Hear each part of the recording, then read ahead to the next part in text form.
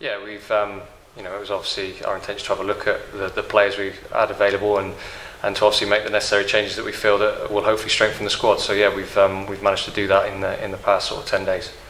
Not particularly a nice part of your job, having to let people go, but kind of, I guess, needs must. It's the worst part of it, yeah, 100%. Nobody wants to have that difficult conversation, but it's also trying to be fair to the lads, and if you don't feel like they're going to maybe be in the squad or playing regular football, it's not helping their development. So I think it's right to be open and honest and upfront, and obviously tell them where I feel we're coming from and what we need to do in given the situation we're in.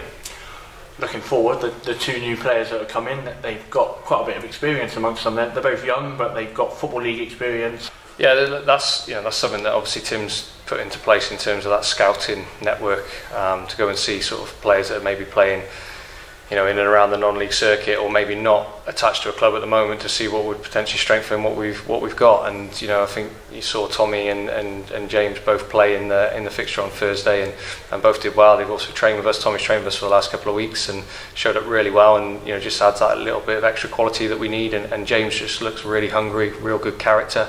And something we, again, when we had the opportunity to bring him in, we thought it was right. Yeah, we've watched him a few times at Halesoe, and we've also done our due diligence on making sure we know what he's like as both a player but also a person, and I think he's a good character. I think Tommy is as well. So I think that will add to us, and and you can't say for certain, but hopefully we'll add goals.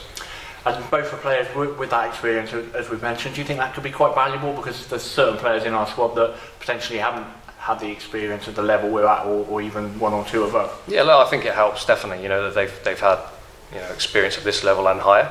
Not always necessary, but it will help. And like you said, some of the boys haven't had that experience of playing International League North, or up higher, and hopefully that will just guide some of the younger heads in the squad.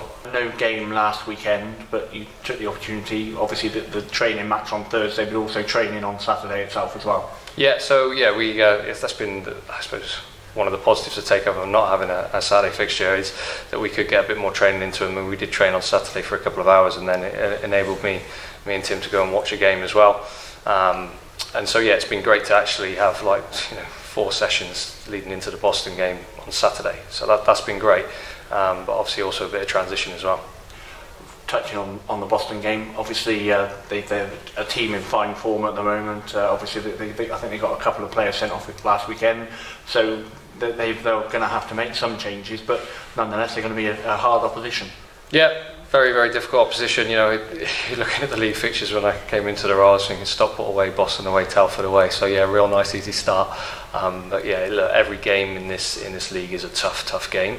But Boston away, having been there quite a few times, it's a good ground. It creates a really good atmosphere. But so really looking forward to the fixture. But it will be another really, really tough game.